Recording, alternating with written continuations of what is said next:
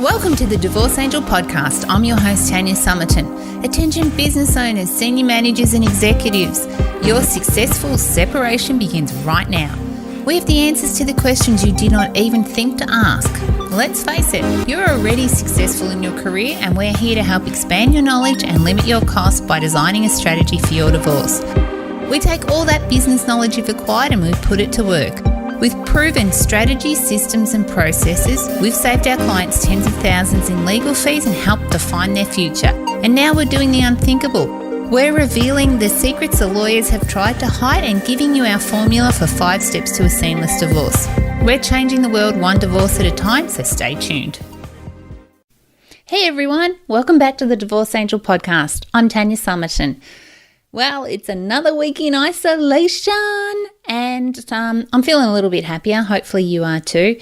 There's not a great deal we can do with it, with what's happening. We've just got to get on with it, don't we? And I've had my headphones on today, doing my housework, singing around, because tunes make me happy. So I suppose ask yourself, what makes you happy and what can you do in your time of despair? Because there's a lot of correlations between what people are going through right now and certainly what I felt like when I was getting divorced. And I'm sure you feel the same way.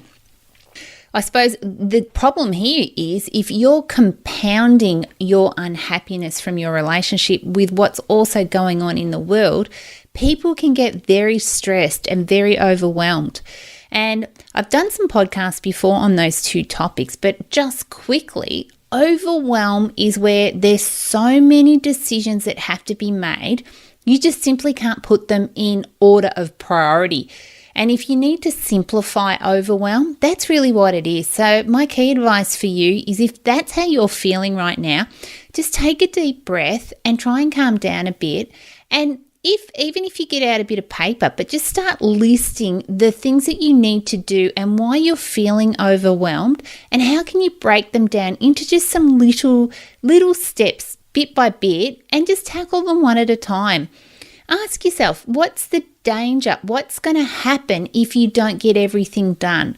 What is it that you need to do right now that's just going to be able to keep you moving forward and keep you out of that feeling of overwhelm? Because I've been there, and sometimes it's not making any decision is just enough to make you stay where you are, stay stuck. So what I wanted to talk to you guys today about is where else in your life have you tried and failed? Now, the interesting thing here is tried and failed. And the word failure, such an awful word. And I remember when I wrote my book, it should have been one of the most amazing times in my life because, yay, I wrote a book. But instead, I felt like such a failure because I was divorced. I felt like my brother wouldn't come to my book launch because he didn't want me to write a book on divorce.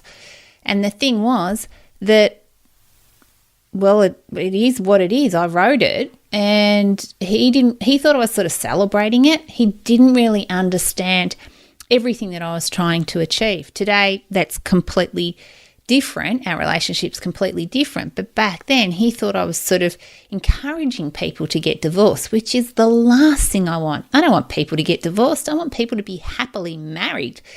And my driver for my business, first and foremost, is the fact that 40%, and these, I haven't checked these stats for a while, but 40% of first-time marriages, 70% of second-time marriages and 90% of third-time marriages fail. And why is that? The truth is we don't learn our lessons. When our first marriage or relationship breaks up, we don't take ownership or responsibility of what the hell went wrong. We want to blame everyone else and we just, because I know that was me. It wasn't my fault. I didn't do anything wrong. But the reason behind a lot of it was, yes, it takes two to tango, and I need to take just as much responsibility for what went wrong as did my ex-husband. But I don't want to be one of those 70%, and I definitely don't want to be one of the 90%. So what do I need to do, and what do you need to do to make sure you're not part of that category?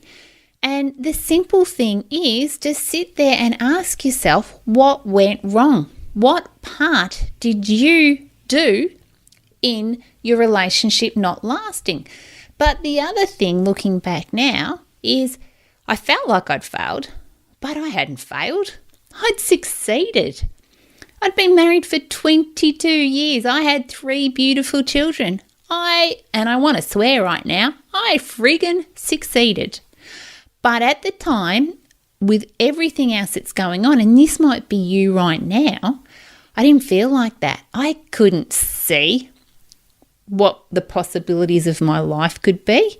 All I could see was the sorrow and the sadness and what could have been, or, oh my God, I've stuffed this up so much. How does this happen to me? Victim, victim, victim. That was me. That was me for a long time. Not anymore. And have I tried and have I failed?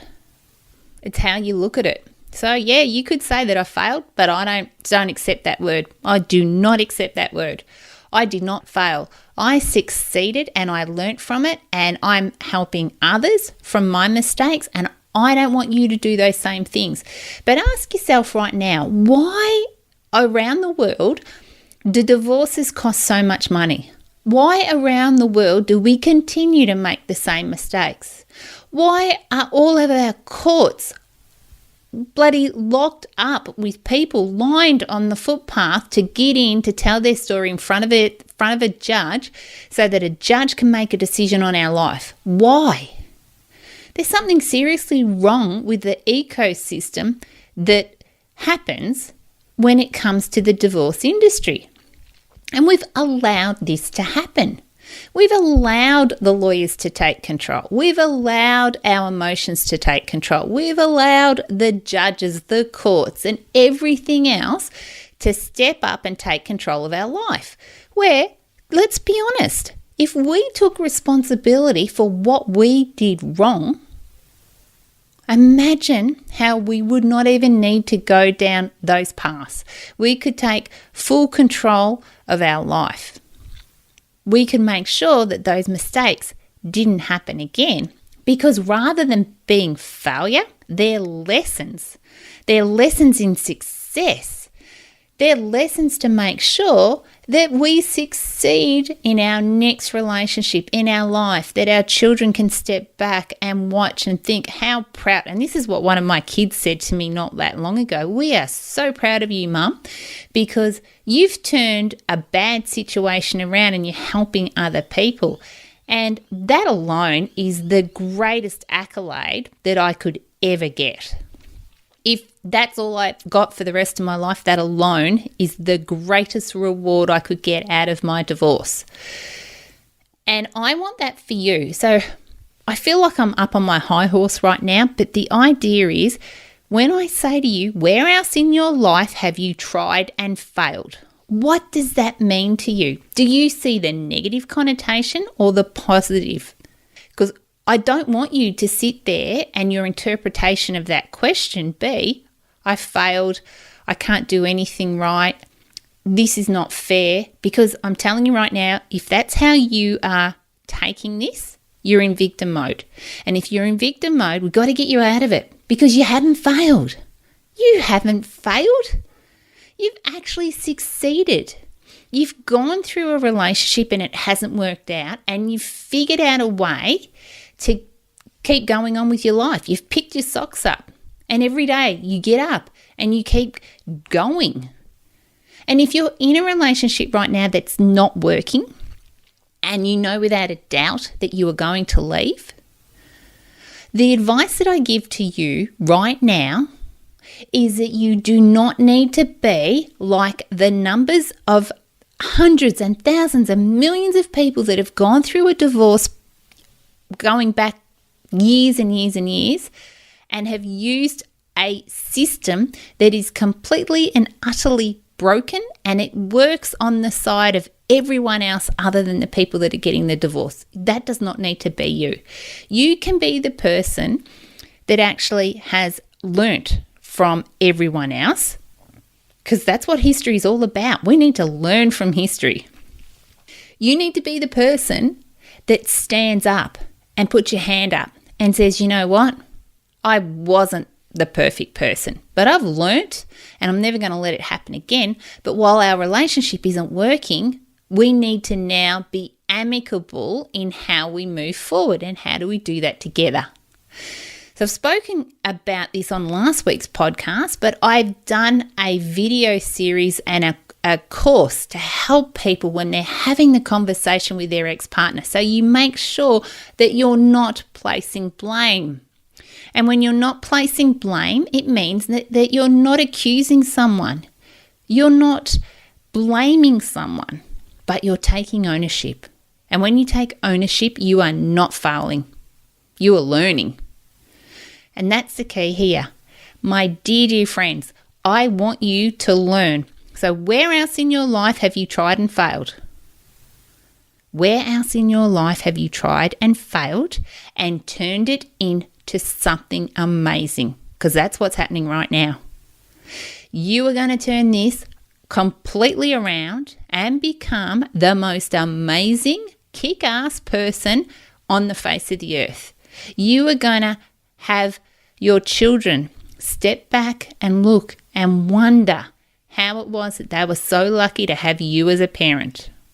You are going to be the sort of person that's going to make a difference in someone's life, whether that be your children, whether that be your next partner, whether that be a family member, whether that be your ex. It does not matter.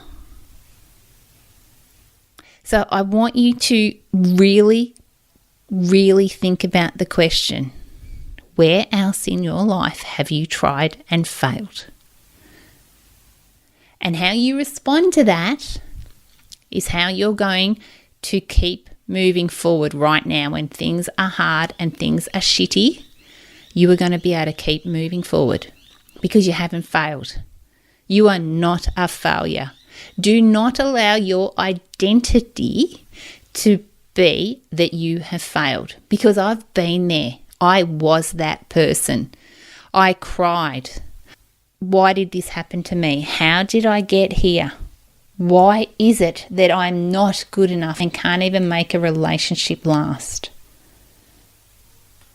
Because I didn't fail. I was learning. It was a lesson in life. And there's probably plenty more lessons to come. But the silly people out there don't realise it's a lesson.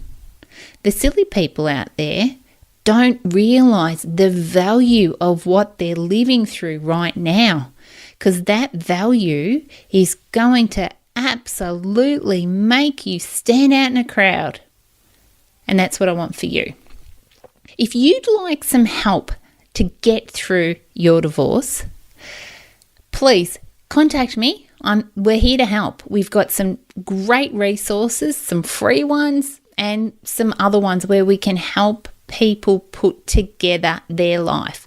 I've just finished putting together the Covert divorce plan, and it is what I wanted when I was going through my divorce. Because if you know the questions that the lawyers are going to ask you and you've prepared and planned, then you are protected when you have a conversation with them. Don't think that this is just about you and your ex, because there's so many people in this ecosystem of divorce, and you've got to be mindful of everyone that you are dealing with. The only person that has your back is you. So make sure that you understand what you are getting yourself into, and don't be the person that's going to be standing on the steps of the court. Try and prevent that with whatever you can. Now, I know people are listening going, well, Tanya, you're just talking garbage because I can't get through to my husband. I'm keeping stats right now, and I pretty much, well, I can't say it factually at the moment, but what I've witnessed and what the data is showing me is the people that throw grenades end up in a war. The people that want to just play nicely get through it a lot quicker and a lot better.